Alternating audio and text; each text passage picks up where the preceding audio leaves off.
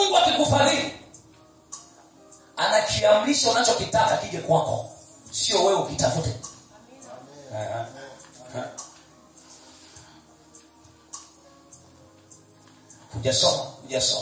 Hujasoma Biblia. Nasema ya kwamba mimi nitawafadhili watu hawa, nao watakuwa na nguvu machoni pa Farao. Kama Bwana hakikufadhili, ina maana unakuwa na nguvu. Kile ambacho unakitaka hautatumia nguvu ukitafuta, yeye atakiamrisha kitakuja. Nasema katika Isaya 45, nitafungua milango ya chuma na ya shaba, nitakupa hazina za gizani zilizofungwa, zilizofichwa nitakupa.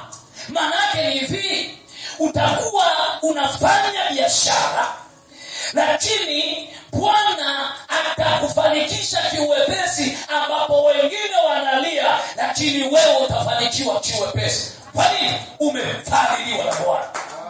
Umefadhiliwa na Bwana.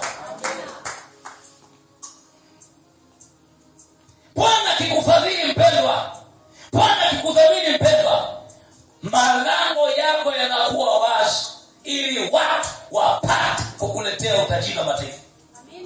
Bwana akikufadhili, Bwana akikudhamini, anakupa kuaminiwa,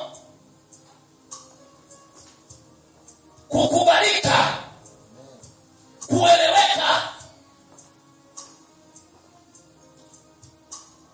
Kipindi fulani mtu mmoja anawaambia watu, amemkalisha mtu mmoja na mshiki, anamwambia, hivi nyinyi wapuzi, hamna akili, mnachokifuata kwa mchungaji Benja ni nini? Hivi mna akili kweli? Mnaenda kwake mnafuata nini?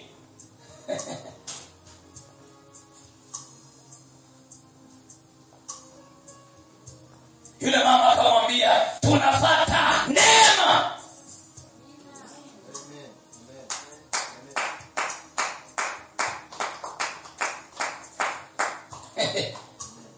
Tunafuata neema. Mpaka mtu anauliza unafuata nini kwa Pastor Benja, ina maana amempima. Yawezekana hata elimu anamzidi. Pastor Benja anazidiwa elimu na huyo mtu. Yawezekana labda kwa akili yake anafikiri hata kipato anamzidi. Anajiuliza, wanadamu hao wanaomwamini